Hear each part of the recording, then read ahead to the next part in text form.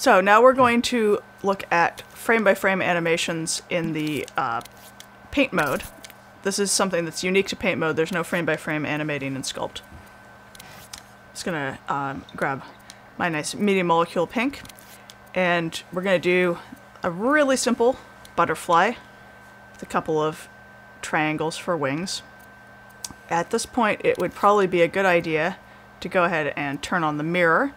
And I'm not going to worry about the grid right now because I'm not going to try and synchronize this with something else.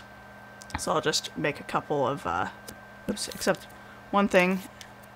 I want to change to the stamp fleck tool. I'll just stamp a triangle. And now that it's there, I can grab those stamps and I can move them around. I can grab and,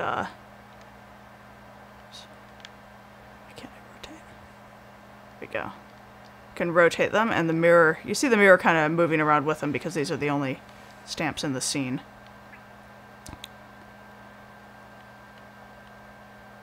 So we'll just call that a butterfly. And then we'll move to the next frame in our animation. And very faintly, it kind of helps to have this little bit of white in the background. You can see that previous frame right there. And that is because the onion skinning is activated. You can turn it off altogether. By default, it's for both. You can also have it only onion skin the next frame or the previous frame, whatever suits your needs. So we were on frame 1, we move to frame 2, we see the outline of frame 1, we see the outline of frame 1, and we can actually grab and clone that shape from the previous frame.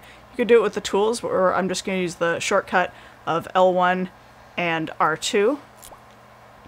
And because it's mirrored, I got both at once.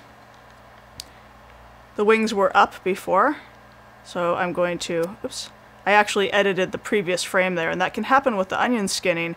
It does actually let you grab your previous frame, so sometimes if you're moving things around, you might have to turn off the onion skinning intermittently. So now I've got wings up and wings down. If we go out, it'll always show you the previous, the last frame in your animation.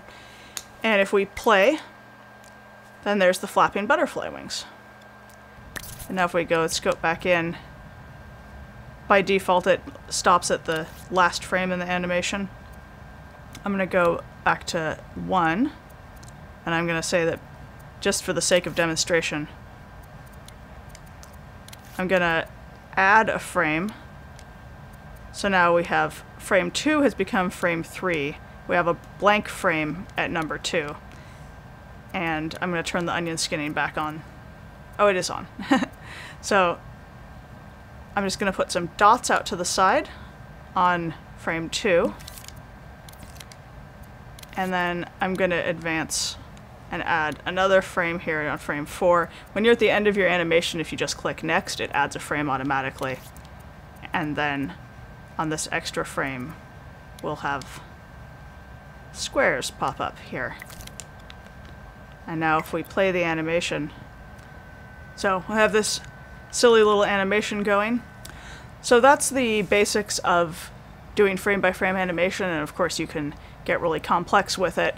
And we're going to move on to doing paintings specifically for the sake of the duplicates tweak and how merging can affect that. And we'll do that in the next segment, and we'll pick back up with some animated features there also.